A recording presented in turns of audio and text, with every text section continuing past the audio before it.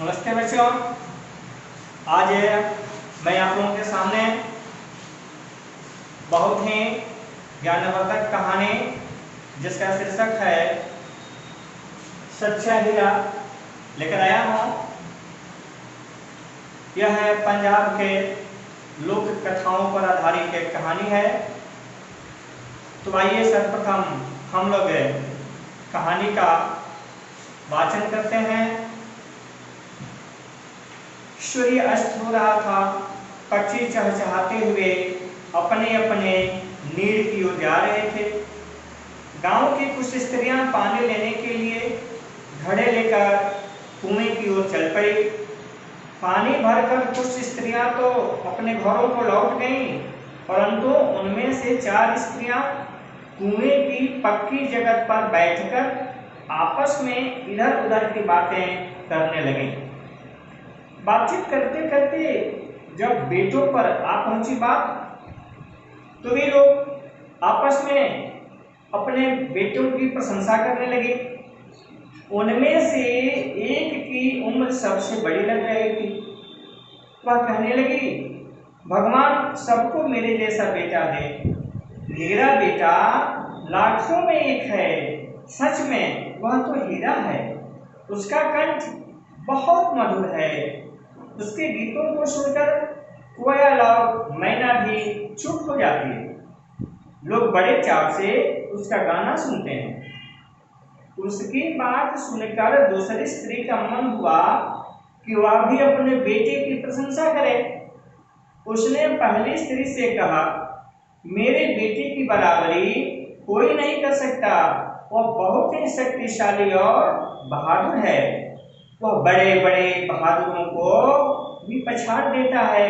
वह आधुनिक युग का भीम है।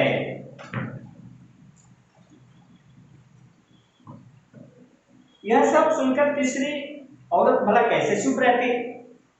वह बोल उठी, मेरा बेटा बहुत तीव्र बुद्धि है। वह जो कुछ पढ़ता है एकदम याद कर लेता है। हीरा है, मेरा बेटा हीरा है। तीनों औरतों की बातें सुनकर चौथी स्त्री चुपचाप बैठी रही। उसने अपने बेटे के बारे में कुछ न कहा। पहले ने उसे टोकते हुए कहा, क्यों बहन, तुम क्यों चुप हो? तुम भी तो अपने बेटे के बारे में कुछ बताओ। चौथी स्त्री ने बड़े ही सहज भाव से कहा, मैं अपने बेटे की क्या प्रशंसा करूं? वह न तो अच्छा गायक है, न भीम सा बलवान और न ही बहुत बुद्धिमान। कुछ समय बाद जब वे सब सिर पर घड़े लेकर लौटने लगी, तभी किसी के गाने का मधुर स्वर सुनाई पड़ा। सुनकर पहली स्त्री बोली, सुनो, मेरा हीरा गा रहा है। तुम लोगों ने सुना? उसका कंठ कितना मधुर है। वह लड़का गीत गाता हुआ उसी रास्ते से निकल गया। उसने अपनी माँ की ओर कोई ध्यान नहीं दिया। इतने में दूसरी स्त्री का बेटा उधर आता दिखाई दिया। दूसरी स्त्री उसे देखकर गर्व से बोली, देखो, वह मेरा लाडला रहा है। शक्ति और सामर्थ्य में इसकी बराबरी कौन कर सकता है? वह यह कह रही थी कि उसका बेटा भी उसकी ओर ध्यान दिए बिना ही निकल गया। वे कुछ आगे बढ़े तो एकाएक तीसरी स्त्री का बेटा उधर से संस्कृत के श्लोकों का पाठ करता हुआ निकला। वह बहुत शुद्ध उच्चारण था उसका। तीसरी स्त्री ने गर्व से कहा, देखो, यही है मेरी गोदी का हीरा। ऐसा बुद्धिमान दुनिया में ढूंढे नहीं मिलेगा। परंतु यह बुद्धिमान बेटा मां की ओर देखकर भी अनदेखा कर आगे बढ़ गया। वह अभी थोड़े ही दूर गया था कि चौथी स्त्री का बेटा भी अचानक उधर से आ निकला। वह देखने में बहुत ही सीधा साधा और सरल प्रकृति का लग रहा था। उसे देखकर चौथी स्त्री ने कहा, बहन, यही मेरा लाल है। चौथी स्त्री उसके बारे में बता रही थी कि उसका बेटा पास आ पहुंचा।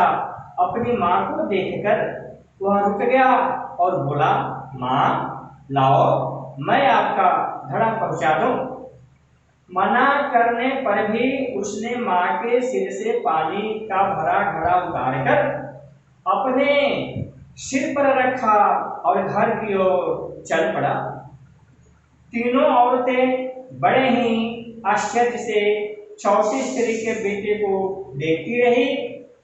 एक वृद्ध महिला जो बहुत देर से इन औरतों के पीछे चलती हुई उनकी बातें सुन रही थी, पास आकर बोली, देखती क्या हो, यही है सच्चा हीरा।